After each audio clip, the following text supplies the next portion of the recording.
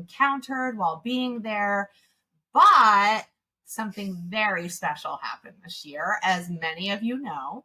But before we unpack it all, for people who don't know what the NOC is, I'm just going to quickly give you a quick lowdown on what it's about. So the NOC is the National Obedience Championship. It's our national tournament for competition obedience. And it's by invite only. It's the most prestigious event you can be invited to in the country, our national tournament. It is by far the most challenging event, in my opinion, for the dogs and handlers, both physically and mentally, because it takes an enormous amount of mental and physical prep to ready the dogs and handlers to tackle the amount of times your dog is going to be working under extremely distracting and pressurized conditions over a possibility of 2 days. The NOC runs for 2 days. So what happens is day one, just quickly, I want everyone to just understand this. Day one, everyone shows. So I think this year we had approximately 130 dogs showing. We compete in 6 consecutive rings with up to 4 mixed exercises in those rings, which are of utility, open. And this year, actually, they added novice exercises in the rings. After everyone finishes all 6 rings, they then announce the top 50 dogs who move on to the second day to compete. So these dogs now move to day 2. They compete again in 6 consecutive rings. The 6 rings was new too this year, just for anybody who's new. Usually it's been 8. This year it was 6. So they move and do 6 rings again with a mixed order of exercises. And then after these 50 compete, they announce the top 20 dogs moving on to compete that same day in the afternoon. So now these dogs who are now moving to the top 20, they are now going to be doing extra added rings. These dogs now compete in 3 consecutive rings with a mixed order of exercises, but now there's 2 judges in the ring scoring. After these 20 compete, they announce the top 20 placements, which will include the National Obedience Champion.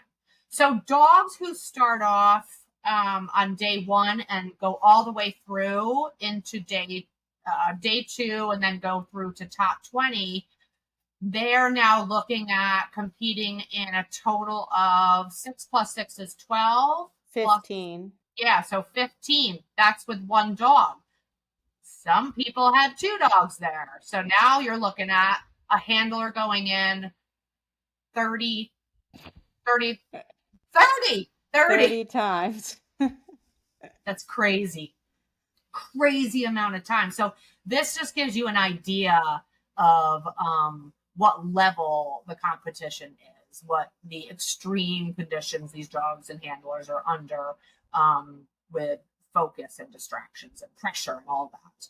So we have a lot to talk about today because there's so much that goes into the NOC with prepping and what we encountered, which we're going to get into. But as many of you know, we are all super proud and super lucky because our own Petra and her amazing dog Zesty, who's only 5 years old and has never competed in anything to this caliber, they won the National Obedience Championship this year. Woohoo! Good boy, Zesty. So I know, Petra, your head is probably still spinning and your emotions are still running high. I mean, my emotions are still running high for you. I'm going to hand it over to you so you can begin to share this year's NOC experience with Zesty winning the whole thing and Zaina coming in 5th place. So first I want to say that for every single person that was there should be proud, because just getting there, just qualifying is a huge accomplishment. Getting there literally is an accomplishment because for most people it's far, it's expensive. And there's a lot of training that you put behind the dog to prepare them to go. So I know, believe me, I've been there. Like, I remember one year I went to the NOC and my dog flunked in the first ring. And that was an older format, and you flunk, you're done. Right. So, and then, you run the risk of being really disappointed and letting that overshadow everything. And you really shouldn't, because every human makes mistakes, every dog makes mistakes. This is a unique event. It's incredibly difficult, mentally, and physically for the handler, and emotionally, and it's really, really hard on the dog. So everybody should always remember to keep things in perspective and to still come away with really good feelings about, having participated in the event. I also think we should all take a minute to thank the AKC, because humans are humans, and humans like to complain, and the poor people at the AKC cannot possibly make every single person happy. It's an impossibility.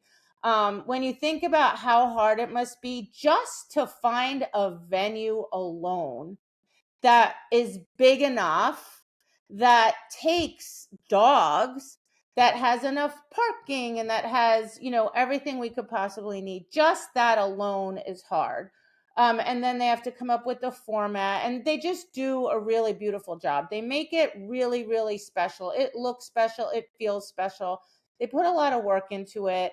And everybody, regardless of if there's something that could have been better, we should all just be grateful to them and to all of the hard work they put in. True. Same with the stewards. The stewards are volunteers. They get nothing for spending the entire weekend in that building from dawn till dark, volunteering so that the rings run efficiently and smoothly. And again, even though everybody should thank them and be kind to them, unfortunately, I saw, as usual, an incident or two. And I get it. People are nervous, people are tense, but we should always be kind, and we should always be grateful to them. Like, for example, my training partner, who was going to Stuart, but he had instead he had the dubious honor of running around after me all weekend. But he would have driven to St. Louis from New Jersey and stewarded for 2 days. That's what these people do for us. So thank you to all the stewards.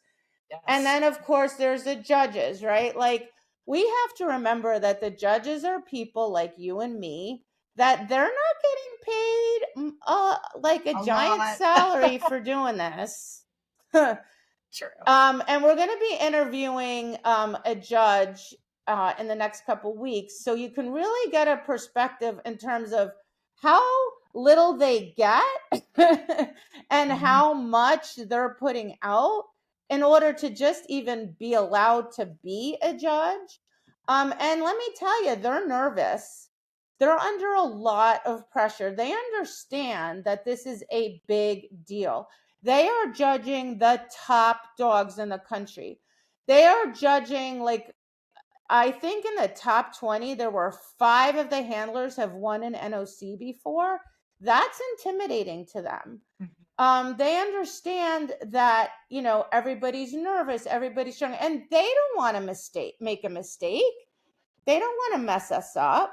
They don't want to do anything that's going to interfere or be problematic.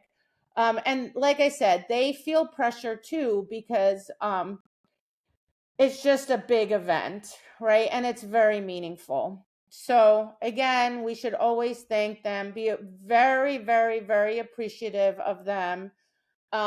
They're scoring to the best of their ability on what they see at that day. And we need to be respectful of that and accept that, and just appreciate them. So thank you to the judges. Yes, thank you. I think a lot of people, when they go to the NOC, especially first or second time, they underestimate how hard it is.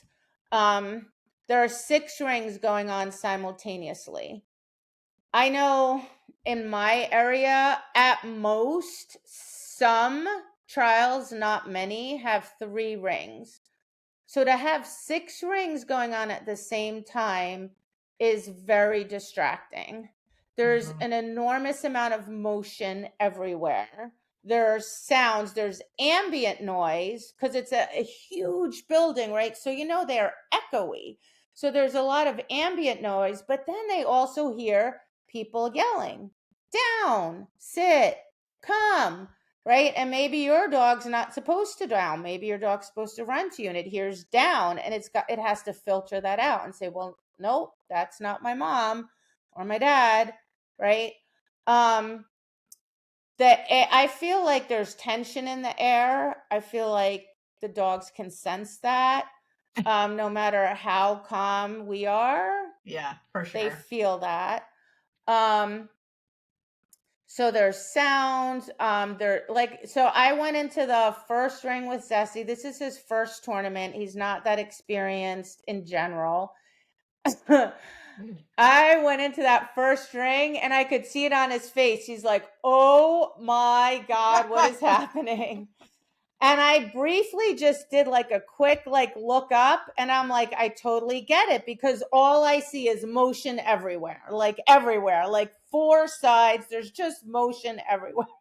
Right? Yeah. And they have to filter that out, right? And there are unique things that happen that don't happen at other trials. For example, 2 people in adjacent rings throwing dumbbells towards one another, right?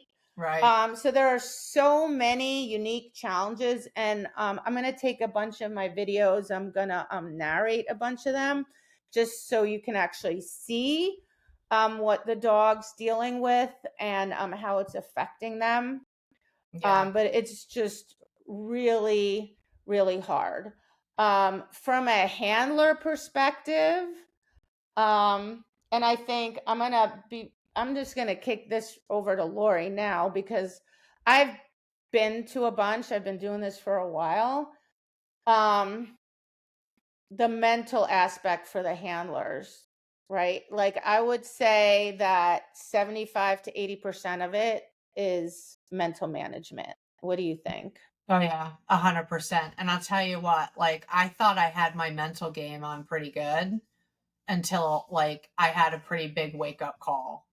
And it it was as soon as I like realized like I really really need to dig so deep to stay so hyper focused for my dog, and that level of competition under those, that level of distraction, all those variables that we just talked about, like I was like, I had a whole new appreciation for the mental management part of it all, for sure.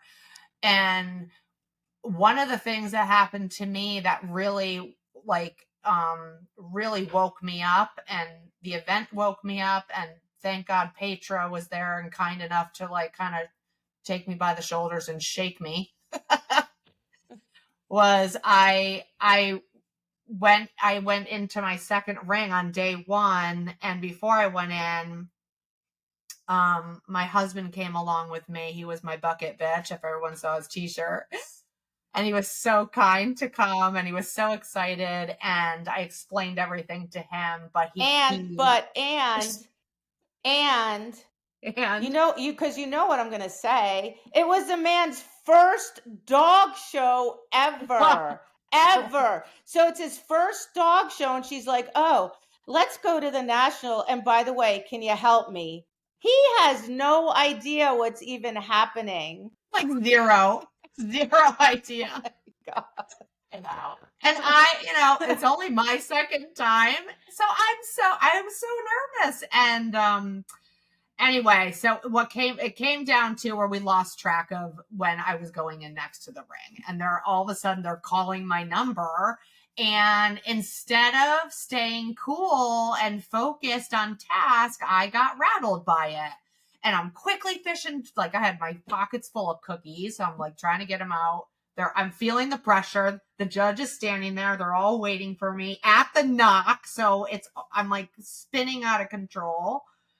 And now I'm frustrated, and I'm pissy because I'm blaming my husband That's the poor guy. Good guy. And I went into the ring not in a great headspace for sure. Ever was Well, like, what the fuck? and when you were outside the ring, Ever's so much like my Zeal. Like she's super, super sensitive. Sensitive. All she wants to do is be right. She's so in her head about it, and and in general, she's just very sensitive. So Yeah. I'm standing there and I'm like, oh God, because you're like annoyed with him, and then somehow you moved suddenly and it startled her. It startled her because you don't normally act like that, and Yeah. the energy, and then she took that and transferred that startle onto the judge in your She did. ring. She did. Yeah. She did. Yeah. So that ring, I mean, we we barely qualified in it, but we did. But like that was a big wake up. Like I needed to be 100% in the game for my dog. Like that was my job. I thought I had it under control, and that was my wake up call. So yeah, the mental management part of it, especially as a person who's just starting out, like this was only my second time at the NOC. And no matter what, like I don't care who you are, you're nervous. Like this is it, like you said, like this means a lot. Like we prep and train, ex- like it's so Months and months. intense Yeah. for months. Well, and I think the biggest challenge is not letting the moment overwhelm you, right? And that's what it Like, was. Like I yeah. let it get away from me, and Mm-hmm. it almost was a disaster. Like, just Yeah. a minute of it. Well, because what happens is the dogs are thrust into this environment that does not look like a typical dog show. No, it And doesn't. the only thing that they have to go on is information from us. Yeah. And if we are the slightest bit different, they're going to second guess it, right? They're going to second guess themselves, and they're going to Right. either not do the exercise, or they're going to freeze, or they're going to do it super, super slow, or they're going to make a mistake because they're like, I'm not sure about what you just told me to do. Right. And I see it happening constantly, year after year after year. The top handlers, like everybody, literally everybody, makes mistakes because they're Right. nervous. And then Yeah. that adversely impacts the dog. Right. And so, I mean, for my first ever NOC, I'd never been to one, I'd never seen one. This was sad to say. I mean, all we had back in those days was YouTube, and only a handful of people had put up some videos. Like there was no AKC TV or whatever. So I had no idea, but I had literally been working on my mental management for a solid year Right. for that event specifically. Um, and that year when I went, I was shocked to see so many people like, and I will say, like the old format, I loved it, but it was crazy because if you make it to the second day, every round is a knockout round. So you go head to head with somebody, and one person moves on and one person's out. So, but in this format too, every ring matters, right? Because Right. you have a mistake or too many mistakes, that's it, you're out, you know? Right. So it kind of magnifies everything. But I learned just from that first one and everyone since that the mental management piece is insanely important. Yeah. And I talk to people about that for regular shows constantly. And I know that 99% of the people I'd say that it's important, they don't listen. They don't do it. I don't know what it is about human nature that they don't do it, but they don't. I don't But either. it's critical. It's so important. And more importantly than doing the mental management for your own result. It's like your dog needs you. Your dog is trying to do the right thing. Your dog is just looking for information. If you get nervous and act weird, then guess what? Your dog's going to be totally stressed out and confused. Right. And it Yeah. was when I saw you on Sunday and after you rang, I'm like, oh, I looked at you. I'm like, you're normal now. Yeah. And Ever was acting back to normal, Yeah. right? Like that was Right. the environment wasn't any easier. Nothing No, else had changed. As a it matter of wasn't. fact, there's more pressure Right. each, like each time you get to next level, there's more pressure to get to the next level. But you were normal. You were back to yourself. You were handling her the way I see you handle her when you train and the way I see you handle her at trials. And she looked more calm. She looked more confident. She looked more relaxed. Yeah, definitely. That was like a pivotal moment where I was just like, I mean, I care so much about my dogs, like inside and outside of the ring. Like it was a wake up moment for me. Like I need, for my dog's sake, my poor little dog who like wasn't. She didn't raise her hand to come out to freaking Missouri to go to this freaking tournament. Like I was like, I need to do my job, however it takes. And it was hard, let me tell you, like staying focused. And I'm talking like you have got to be so focused and on your game mentally.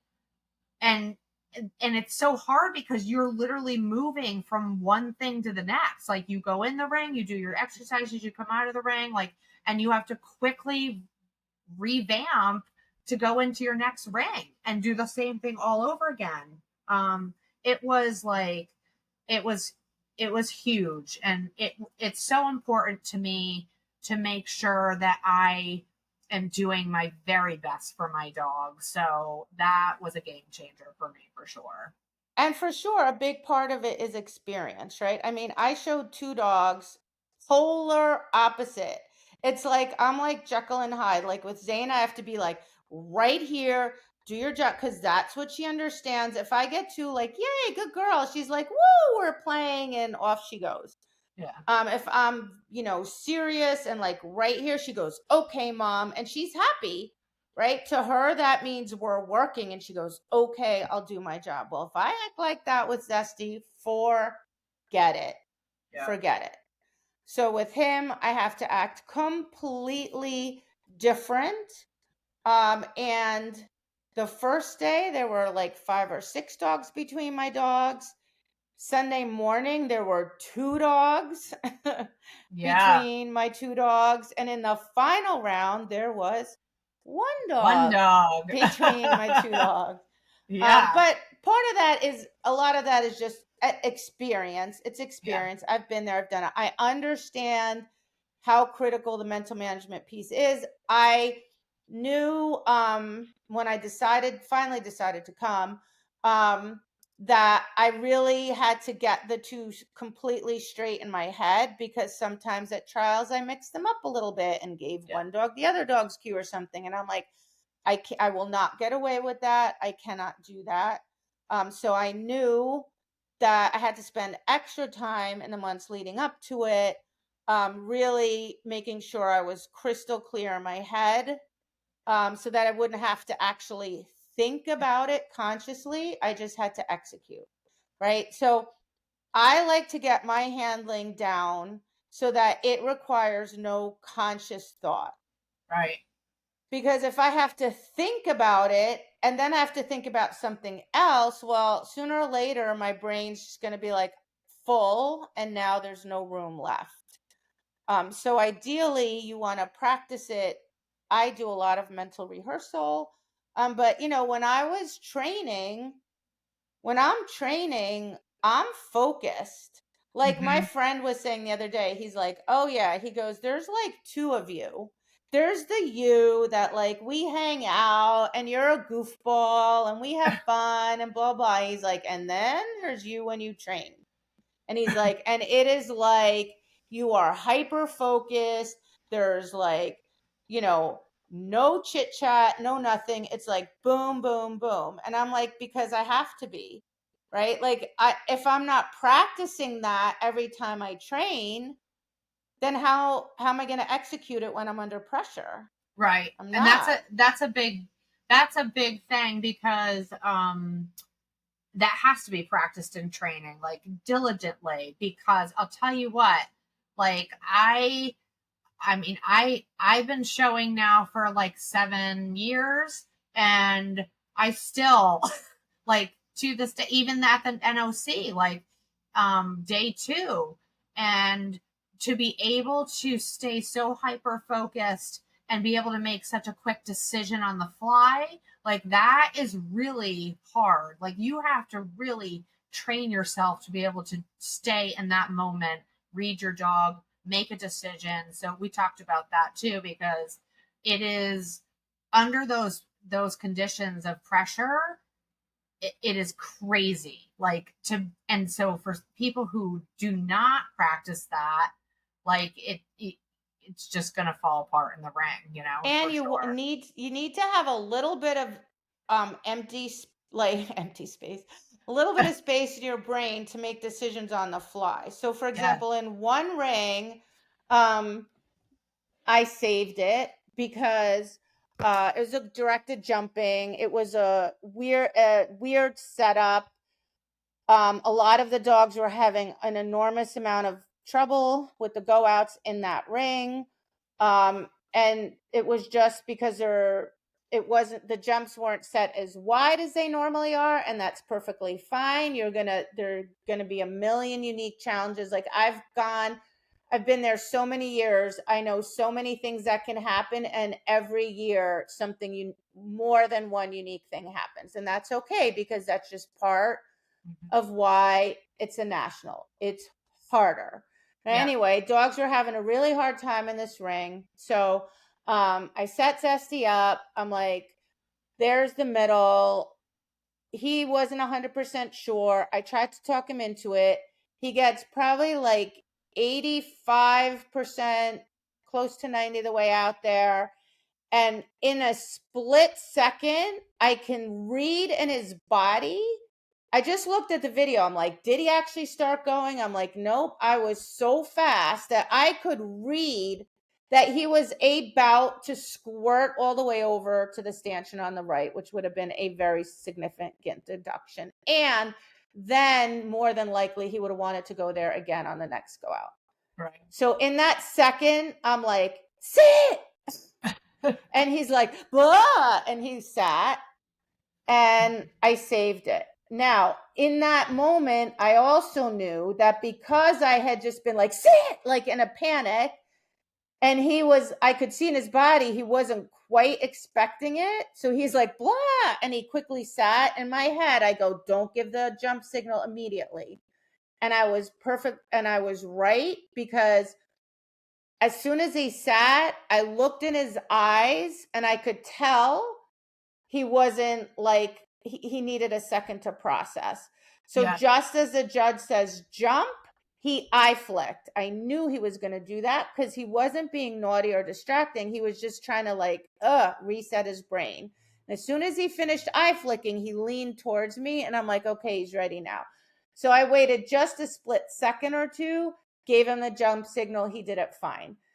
If I had not called a sit when I did, he would have squirted. If I would have called the The jump the jump. Yeah. second the judge said it, very good chance he would have made an error. The Yeah. reason I am able to do that is because I'm not standing there thinking about the judge or the people outside the ring or what this means, or um what I have to do or what I have to say. I'm just in that moment 100% focused on what's happening, moment by moment by moment. My handling's automatic, everything's ironed out, and that's how I train. Like in training, I'm constantly reading my dog, which is why I'm able to see that he was about to squirt, Yeah. and that if I didn't say sit really fast, that it was going to be a problem. Yeah. So And Yeah. Yeah, and I had a conversation with somebody about this actually this weekend at the NOC, because and we've talked about it before, is being able to read your dog and quickly assess and make decisions on the fly, like in microseconds, like you're talking about. And we were talking about, they're like, this person was relatively a newer handler, and they were like, I still struggle with that. And I said, I know it takes just training yourself to do it, and experience and time, and being able to do it like so quickly like that. And that's exactly how I failed commands on day 2, because and watching the video, our first exercise was command discrimination, and I transitioned Ever up to the corner. She was all happy. She was completely engaged. I set her up. I gave her the pre-cue. She was super happy. And then I left her after I downed her, and I turned around and she yawned in the video. I'm seeing all this in the video because it's like a blur in the ring. And she yawned, and the judge gave me the signal to sit her. And instead of waiting a second, I just gave her a quick sit signal, and she stood. So after listening to Petra and knowing what I should have done, and seeing the yawn, and that she was really just processing and needing a second for her brain to really come back to work, if I had waited and given her that extra second, and then gave her a nice big sit signal, she probably would have sat fine. But that's just learning and experience, and like you said, just being able to read them and be so focused on that, and be able to make the decision really quickly in your handling.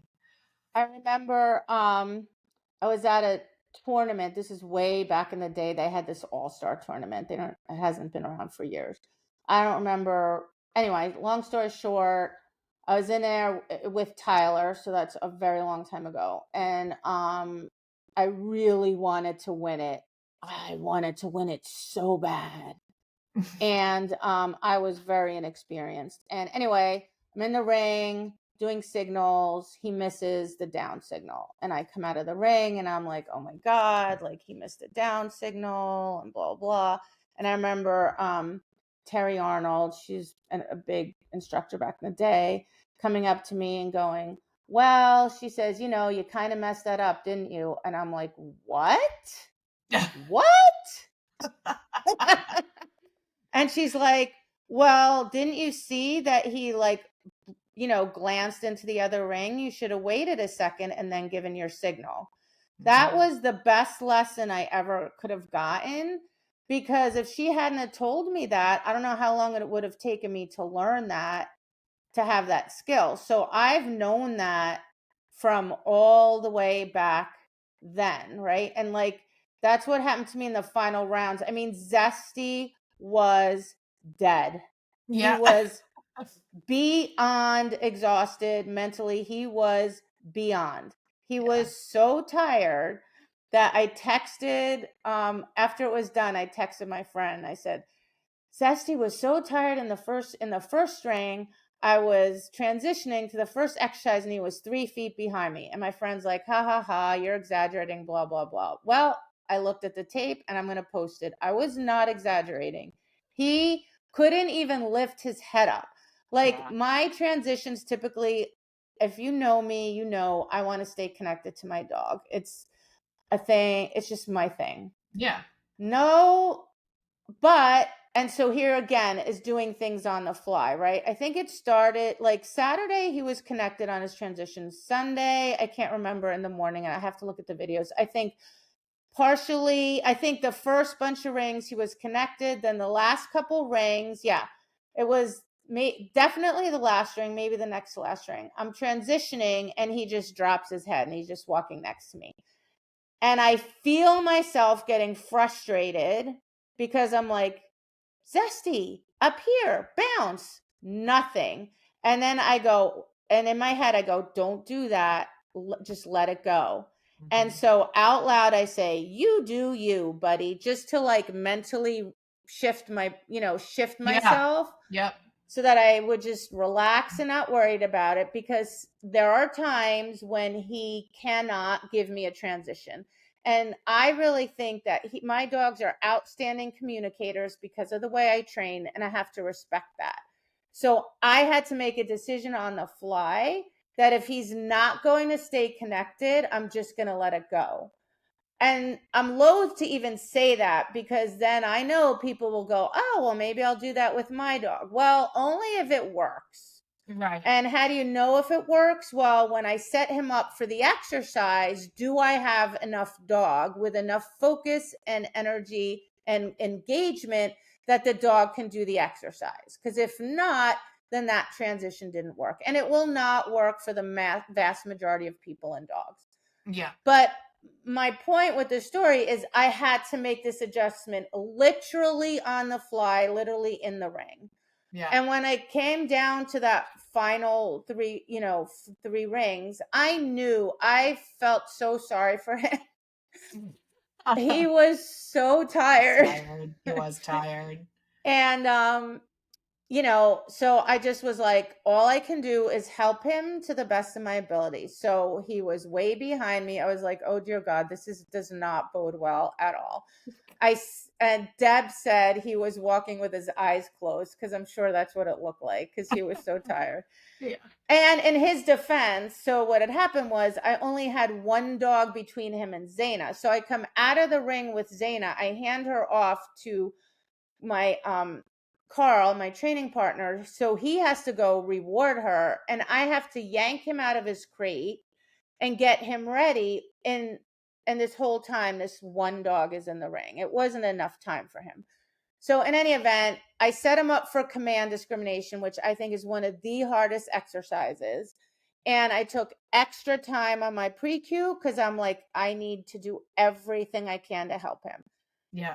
I also knew in my head every single thing about my cues. And I mean, my face, the sound and pitch of my voice, my signals, my body tension, everything had to be perfect. It had to be exactly like in training.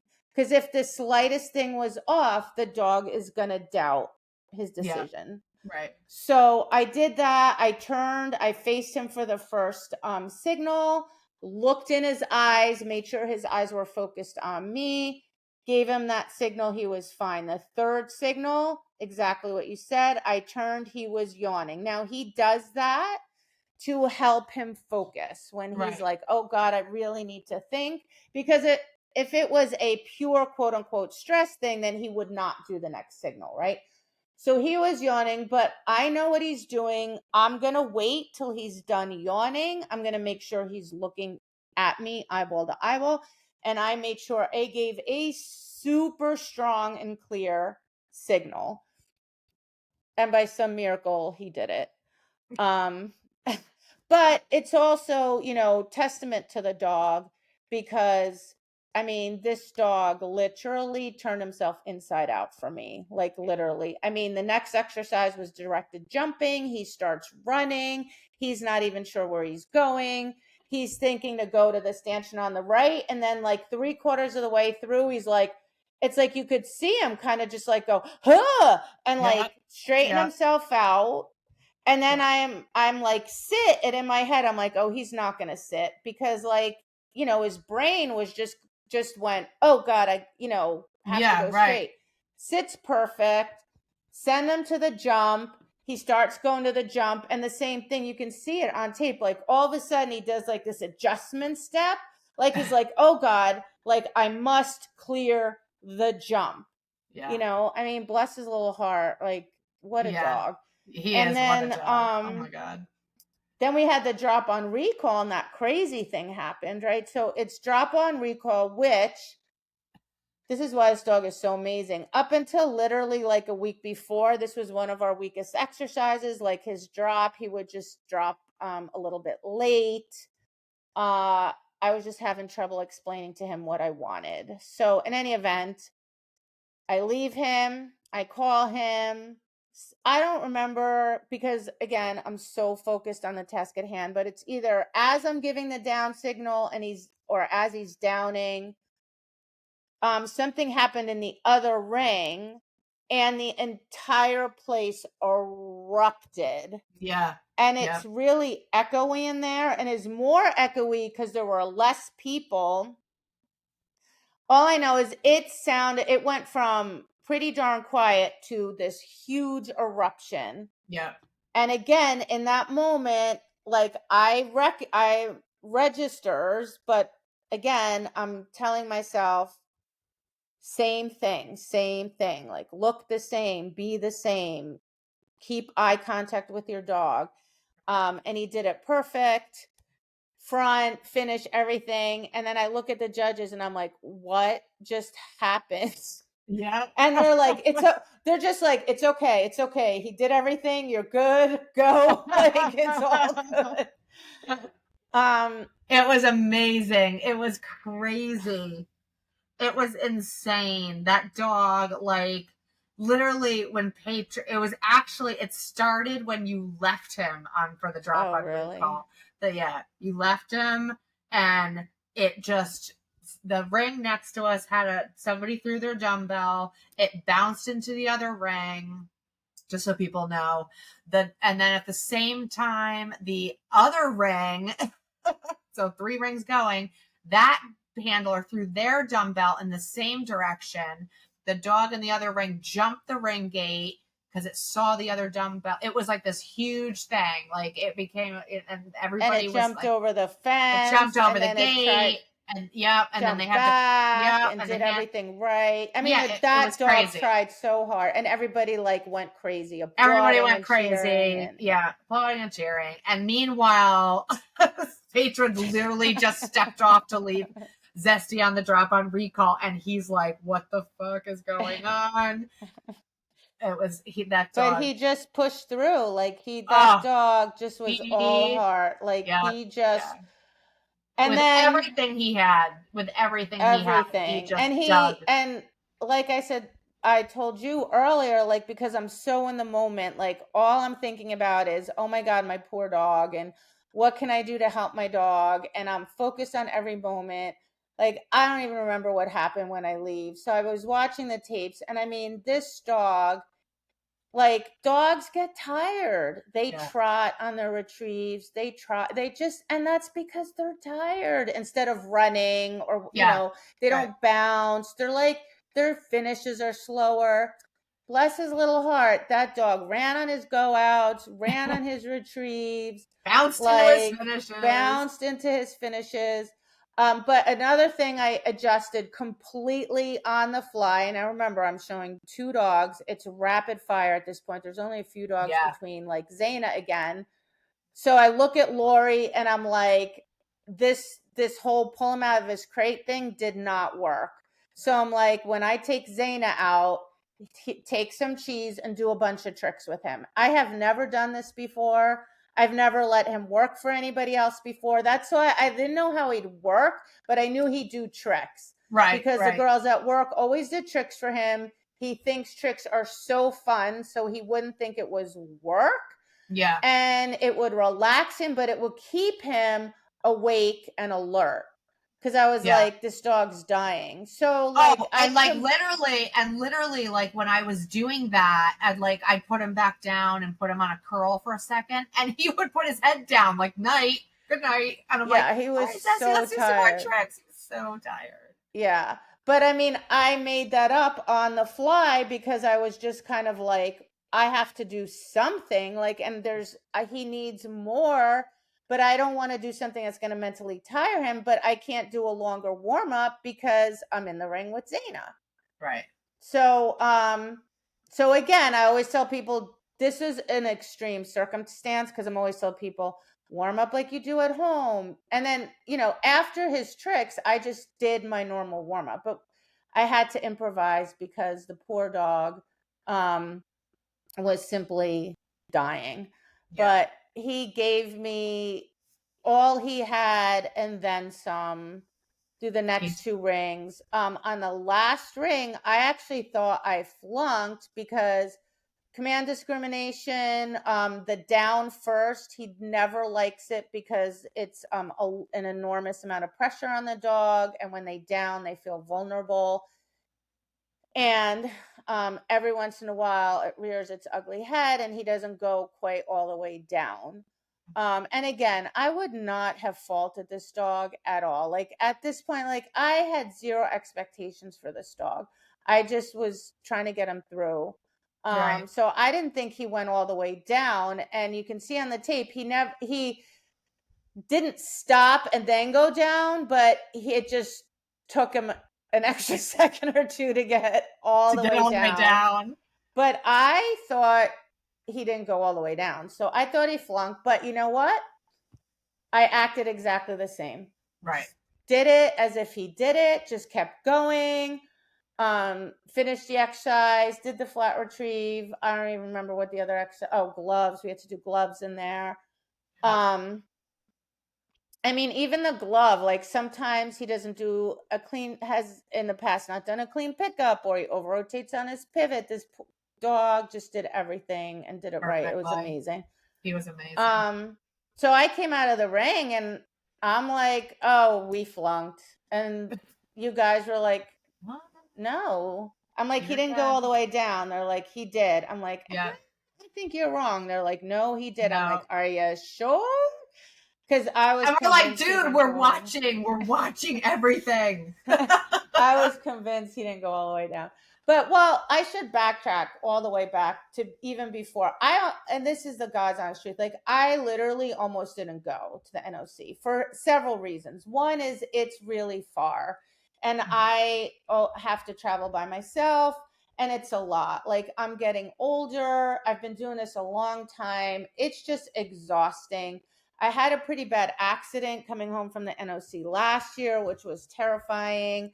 So that's made me a little bit nervous. It's incredibly expensive. And I'm not complaining to the AKC or anything like that. I'm just saying, realistic, it's very expensive. Yeah. And I said to myself, I'm going to spend all this money, drive by myself, go through all this, like I know Zaina could make it to the end, but I also understand that the competition for like a decade now has been absolutely insane.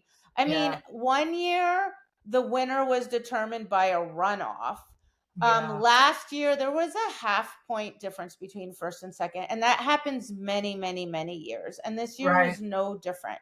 I understand that the dog needs to be almost perfect when they're beyond exhausted. So I know Zaina tries her very, very best, but I know that kind of accuracy that late in the game is very challenging for her. And Zesty just was not ready. He had never been to a tournament. He hadn't shown that much. He's very, very young, very inexperienced. There were so many prep things for the NOC that he'd never done before because I'd never done them with him before. And I remember it was the 11th hour to decide, and my training partner happened to mention something. I said, yeah, I don't think I'm going to go. And he looked at me like, what do you mean you're not going? I'm like, I told him all my reasons why. I said, and I'd be going with 2 dogs and I don't have a helper. And he goes, first of all, which is pretty ironic that he said this to me, of all people, if you know me, because I'm the one preaching. I'm always preaching. He's like, it's not about winning. Your dogs both qualified. You should go. And I was like, okay, that's the universe saying right back at you to me. And he said, and I will not steward. I will help you. And I was like, all right, I'll go. And I really just felt that I would train Zesty to the best of my ability in those next 3 months or however much time I had. And then it would be just a learning opportunity. I get to see what's held up, what fell apart, and what I needed to do. I felt like next year, maybe, definitely the following year, he'd be seasoned enough to have a good chance to do well. And that was really and truly my expectation. And I mean, some people that know me well know him, like, and have seen him show prior to me. When I decided to go, I pulled from shows because I just wanted to train. But they were like, yeah, I don't think he'd be ready. So it's really another testament to him, like, and to his breeding. Like, he's just like a really pretty unique animal, that he was He's able to really dig that deep, and I give a lot of credit to his breeder, because she breeds detection dogs. She has a strong reputation, very, very, very, very well known in that world. When I approached her to get a puppy, she had no idea who I was. She was not breeding dogs for performance. She didn't know what obedience was. yeah. And she could have just been like, yeah, yeah, yeah. Or she could have just given me like a middle of the road pick because, yeah, yeah, it's not a working dog. And, but long story short, I had a list of the traits I wanted in a dog. I said, I don't care what litter comes out of. I don't care how long I have to wait. This is what I want. And she ended up, I like to pick my own dogs, but circumstances didn't work out. So she had to pick for me. I really wanted a girl. Um, she knew, I'm sure she knew I wanted a girl. She knew that if she told me it was the boy, there's a good chance I would walk away. She said to me, I'll never forget the day. She texted me. She goes, "This is the dog you want. You want this puppy." Yeah. So leap of faith. um you know and she was right. That was the puppy that I wanted. So there is something to be said. I mean, there's a reason.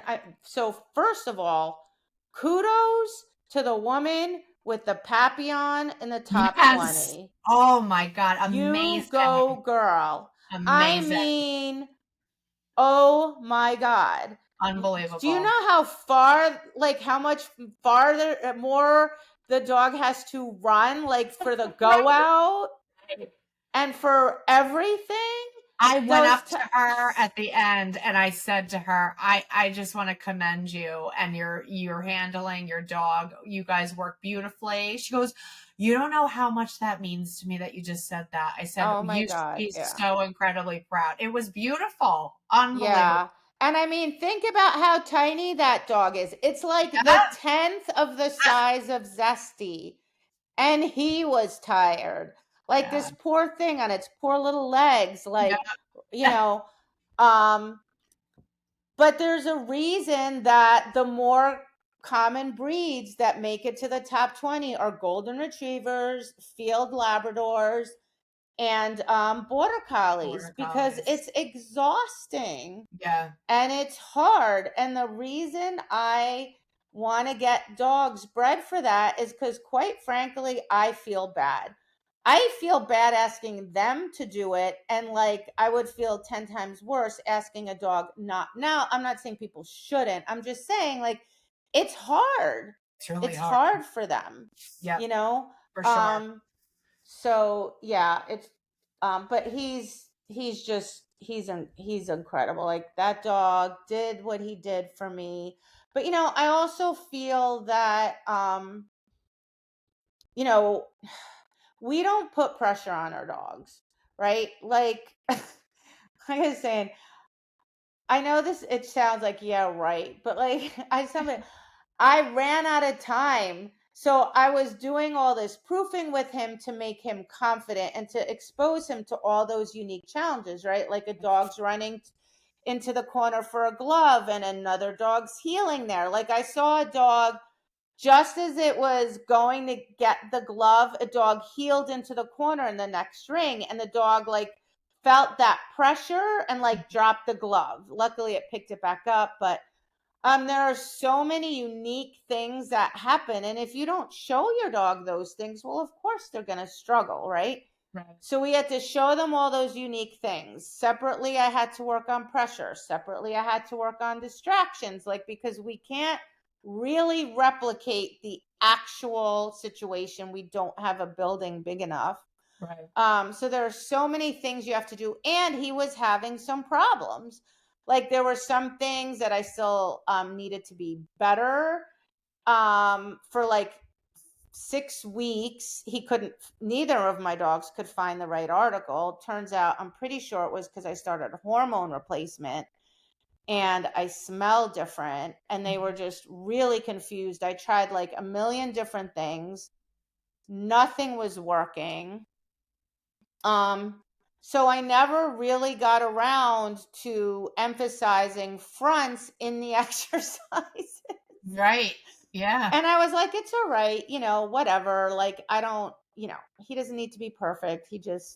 We'll just, whatever happens, happens. The reason I think he did hit his fronts and he hit them at the end when he was dead is because he was free. He was relaxed in the Right. sense that, like, I don't put pressure on those things, Right. right? Like, I'm not like in training, like, I'm like, I don't do those kinds of things. And I think that takes some pressure off a dog so that when they are under pressure, ironically, they're more likely to find front if you haven't, or to be accurate in general, if you have not put that pressure on them Yeah, I in agree. training. I agree. Yeah. And I think that's what I was saying before. And I talked to Debbie about it. She actually brought it up to me and she said, even under these pressurized conditions, the way the dogs were trained, their training came through for us, like under those Mm-hmm. circumstances. Like, I think that's a big deal. And I think that, you know, that is commendable to you for how you trained him, and even when you said like the handling in between when he was dead in those last 3 rings and he couldn't transition, and you were just like, you just took the pressure off of him, and he, that's apart from him being exceptional because he is like just an outstanding animal. You need to also like recognize how you trained him and how you handled him. Like, a lot of that is just the combination of you two is just unbelievable. Well, I mean, it's how I train all my dogs, really, right? I mean, and especially there, what happens is people, it does come down to the wire. Everybody knows. I mean, were there like 7 runoffs in the top Yeah. 10? How many people are getting the same score? There's a half a point between Zesty and the second place dog. So people know that. So I don't even think a lot of times I don't even think they're mindfully doing it, but they start putting pressure on their dogs, right? Right. I do the opposite because I'm like, the dog's already under pressure, right? The dog's going in the ring for the 13th, 14th, and 15th time. There's 2 judges in the ring. Like, it's just crazy. Crazy. Um, why am I going to add pressure to that? I'm going to do the opposite. I'm going to take pressure off, right? I'm just going to tell my dog, good dog, you're right. Like when I go in the practice ring, which I do a little bit in between just to reinforce the dog. Because the dog, all this time that these dogs are competing, they're getting 0 reinforcement. Right. Nothing, no cookie, no toy, right? So if I go in, it's just to feed them or to play with them, just to like things that might be a little bit weak, or that where I feel like they're a little flat, and it's just to reinforce them and be like, that's it, good boy, you're right, that's it, good job, perfect, nice, good dog, Yeah. right? And people always think that stuff doesn't hold up, and well, clearly It it does. does hold up, um and adding pressure to pressure is hard. There's, sure, just like in everything, there's going to be some exceptions. There are going to be some dogs that are particularly tough that can handle pressure added on top of pressure, but Yeah. there's very few. And quite frankly, I just don't want to do that to my dog. Like, my dogs are my pets first and foremost. Like, Zesty is right here. Like, he follows me everywhere. My dogs sleep in my bed. They're my best buds. We hike. We do everything together. Um, I don't want to have to do, I feel like what I'm asking them to do is already hard enough. Right. If I have to put pressure on them, then I'd rather just not do it because it wouldn't be fun. Yeah. It wouldn't be fun for me and it wouldn't be fun for them. And also, too, I should clarify when we talk about proofing, because that word has different meanings for different people. And for a lot of people, because historically, the way people did it, and the way, unfortunately, a lot of people still do it, is they set up a challenge and then the dog makes a mistake and they tell the dog you're wrong. And we don't do that at all. We do the opposite. We set up a challenge and we help the dog be right. And then the second the dog overcomes the challenge, we go crazy. Right. Wow, that was so good. Look at you. That was amazing. And when you do it like that, you build confidence, right? You create a dog that, like, when it sees a challenge, it goes, I know what to do here. I can do this. Instead of going, oh God, oh God, oh God. Yeah. The dog's like, yep, no problem. Another dog there, no problem. Person there, no problem. Noise, no problem. Like a lot of dogs flunked. I was in the one ring. It was in the center ring, right? So being in the middle ring is the hardest because you have stuff going on like on every side. Right. And I think it was a retrieve against the gate, which means you're relatively close to the next ring. So the dog has to leave the handler and come back. Then it was command discrimination, which is super hard. Again, you're leaving the dog multiple times. The dog never gets to move out of that spot. Yeah. The judge is there. There's so much pressure. And then they had to maybe Drop do on one other recall. thing. Then they had to do the drop on recall. And dogs were flunking that drop on recall left, Right and late. right, Yeah. and center. And Yeah. it's because by then the dog's like, oh God, this is so hard. And Right. then you're leaving the dog again, and there's all this chaos. And then the dog comes running in, and you tell the dog to down. And dogs are just like, you know what? I'm out. Like, Yeah. I just want to come to you. Like, so, they either didn't down or they down late or they sat or whatever. Right.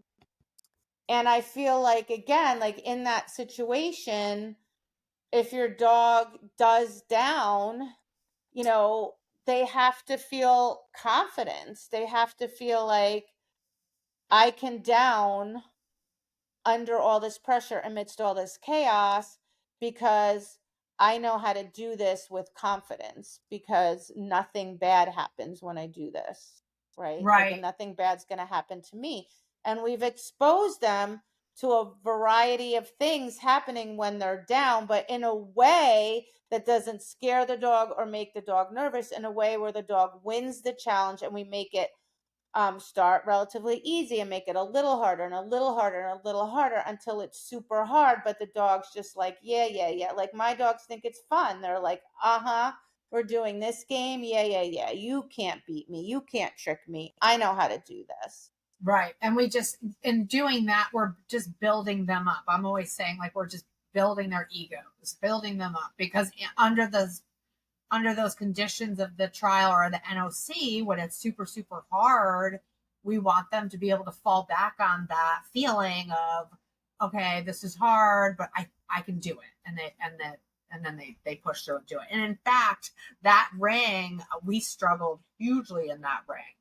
Ever did her retrieve on the flat? Great. Did her commands? Great. And again, like, for everyone who had watched or will watch, you can see, like, we don't move from that same spot for 3 exercises. The dogs don't they don't get released out of there. Mm-hmm. Like, they have to keep going into that spot. And by the time we got to the 3rd exercise of drop on recall, I called her and she literally started walking in. I'm like, oh my God. Yeah, oh my but that God. you forgot. That's the ring that we talked about at the beginning of the podcast. That's the Yeah. ring that you went in. Yeah. I And I think had been all like, right. that's why she did that, I think. Right. In part, because yes, that was hard, but also I feel very confident that if you had not had that happen outside the ring, and if you had handled her Yeah, like you did on Sunday, I right. think I'm still think it would have been hard, but I don't think she would have walked in. I think she would have I think she would have been fine. I think she would have been fine too. But when she was doing that, I was like, oh my God, there's no way this dog's going to drop. Like, like that's what was going through my, because she's like coming in like, and I gave her signal and she dropped. And I did like, even though I had caused that to happen with me and my reaction coming out the rink, she still had it in her training, Mhm. to dig To deep do and it be able to anyway. do it, Yeah. Yeah. So Yeah, yeah. I mean, building confidence is super, super, super important. I mean, it's no different than humans, right? Like, if you're doing something and someone's constantly telling you you're doing it wrong, especially when it gets hard, well, you're going to have no confidence at all, Right. and you're going to be nervous and you're going to second guess everything you're doing. But if someone's always building your confidence and helping you get better, improving your skills, making your skills stronger and stronger and stronger, then that's gonna, hold up like under pressure. And Right. again, like I like knowing that Zesty did it for me. Like, he didn't do it because he was afraid or because he was nervous or because, you know, oh God, I have to do this. Like, he just did it because of our relationship, and he did it, his training held up, but he also did it because he wanted to do the right thing and he wanted to make me happy, and he was free to do that. Like, I like all those times when he made choices and he like, for example, there's one time, I don't know what ring, I don't even know what exercise, all I know is he was doing something and someone yelled something and I saw him like flinch, because for a second he was like, oh, is mom giving me a cue? And then he went like, no, that wasn't her, and he kept going. I feel like if he was nervous, he would have messed up. Right. But Right. he was free enough, because like in training, if you yelled and he listened to you instead of me, I'm not going to punish him. Right. I'm not going to be like, no, you're wrong, right? I'm gonna be like, oh, buddy, that's silly. Don't listen to her, listen to me. And then we'll break it down and then we'll help him be right.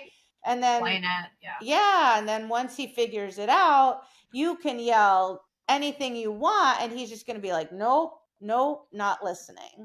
Right. Um, yeah, Right. so that it's really important to build confidence So in important. any sport, in your dog, but you also have to create challenges. Like, some people make it too easy and then the dogs aren't resilient, right? They don't Right. know how to push through. When things get hard, they fall apart because they've never been challenged. Like, they need to be challenged, Right. um, so that they become resilient. Yeah. In those tough situations. Yeah. Yeah. Well, I can't. I still replay it in my head. I get like so emotional watching you be called up with Zesty to win the NOC Petra. Like, I'm still in shock, to be honest, because it was so not even remotely close to a poppy seed of a thought in my head. That's well, something which like, makes it even extra special. I mean, what a freaking phenomenal moment that you guys shared when that was called out. I mean, I couldn't be more proud and happy for you as a friend and a mentor. And I think everybody listening, everybody out there feels the same exact way. You are truly a true inspiration with your training methods and the obvious love you have for your dogs. It is just the utmost. It's just the epitome of what we all strive for sure. I still feel like an imposter sometimes. Well, that's just you. That's you. You just keep doing you, and it's like you just showed the world like just through beautiful training methods of just motivation and trust and love, like Well, and what can help. I mean, I've happen. had help. I mean, I have help from you. You've inspired me because I was struggling for a while because there aren't a lot of people that train the way we do. Yeah, And people have helped me. Like everybody needs help. Like, true. everybody needs help. Like I needed help. I would get so frustrated when I always had to solve things on my own. So having you to help me and bounce ideas off of, like Annette, I would go to her classes. She would always try to help me. And, I went to classes with Kathy Walker and like bless her because she meets me where I'm at because she Yeah. knows I do me. And I mean, this is actually kind of hilarious. So like literally the Thursday before I left. So like yeah, like a week and a half, less than a week and a half before the event, Zesty's articles were broken. And I said to her, like, I don't even know what to do. I've tried this. So she goes, take a cookie, a little piece of cookie, put it on there. I'm like, oh no, he's a food hound. It'll turn into a disaster. Like it'll be a mess. She goes, just do it. I was like, oh God. So I did it. It was a freaking disaster. Articles flying, him searching for food everywhere. I was like, oh God, oh God. I just made everything worse. I just packed everything up and sat in the corner. I was like, oh my God, I don't even know what I'm going to do. So she's teaching. All of a sudden she looks over. She goes, did you do it? I'm like, uh-huh. I'm like, it was a disaster. She goes, oh yeah, that happens every time. Do it again. Do it again? I mean, I sat there, everything in my body was like, oh, don't do it, don't do it, don't do it. She's like, just do it again. I was like, oh God, all right. I can't even believe I'm doing this. Did it again. Boom, he did it perfect twice in a row. I was like, oh my freaking God. So I looked at her. She goes, yeah. I said, he did it. So she's like, okay, do this for X amount of days and whatever. It worked. It fixed his articles. Thank you, Kathy. Thank you, Kathy. So everybody needs help. Yeah. No one does anything by themselves. You need training partners. You need, like, you organize these amazing NOC training sessions. Like, there's so many things. Like, you need help. Everybody needs help. So nobody's doing anything in isolation. Like, I put a post on Facebook, like all the people that help, and there's just so much. Like, no one's ever doing anything on their own. Right.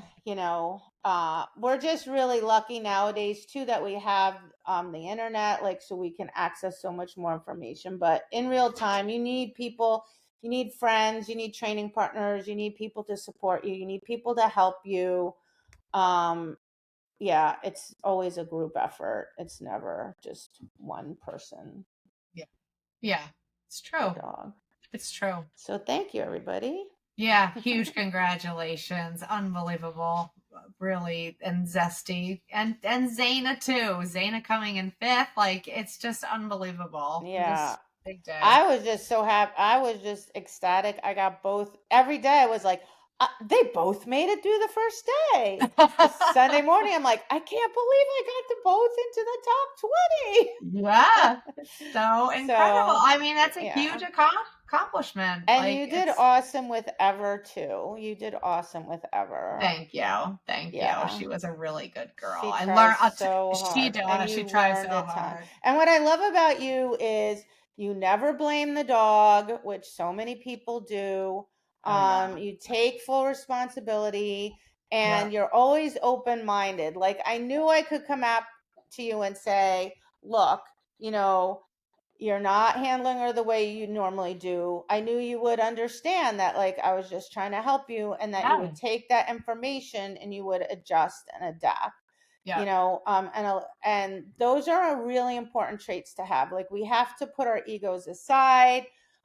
We have to be willing to adapt and adjust and recognize that we're handling the dog. We trained the dog. If the dog makes a mistake, it's on us. It's never Yeah. on the dog.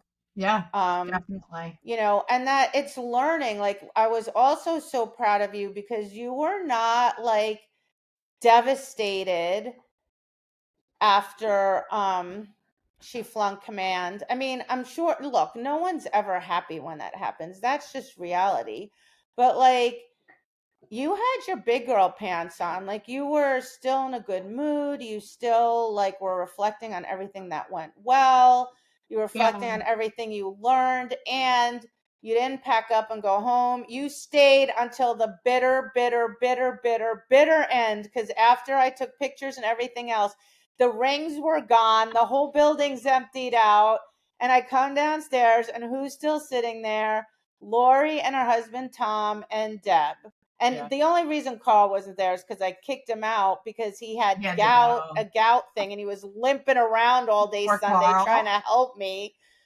And Yeah. that's good sportsmanship, and that's not always easy, especially when we have big goals and we work so hard. Yeah. Yeah. Yeah. We do. And I So, just, it's I immediately just take those lessons, like, and I'm immediately like, all right, on to the next thing, like on to the next year. Like I just like, because and I'm always looking in the long run, like, yeah, who wants to fail? But I was like, my takeaway was, boy, did I learn some good lessons that are hopefully never going to allow me to make those mistakes again for my dog. And boy, did my dog really do well. Like, apart from my mistake of that commands, like, she only lost 3 points the rest of the day. And yeah.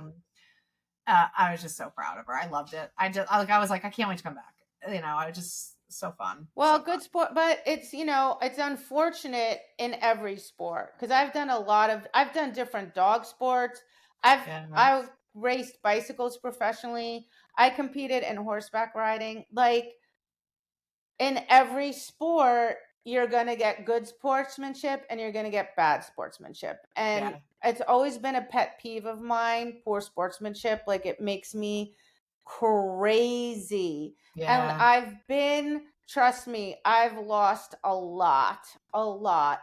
And I know what that feels like. And I know that in that moment, it's really hard to put that aside and do the right thing, but I know it's possible. People Yeah. have to make a choice. And I think it's just super important for people to have good sportsmanship. Like, it's not good for any sport if people don't. But like I said, it's not easy. So when I do see it, like, I always, like I say, it's very commendable because it's just not always easy. Yeah. So Yeah. yeah. True. True. Yeah. Well, huge congratulations, Petra. Thank you. Yep, so deserving. I'm sure we'll be talking more about stuff having to do with the NOC as we talk in other episodes, because a lot went on. Um, Yeah, but this is good. This is plenty long. Oh so God, it's long. All right. yeah, okay. Thanks, Laurie. Thanks, everybody. Thanks All for right. listening. Thank you. Bye bye. Bye.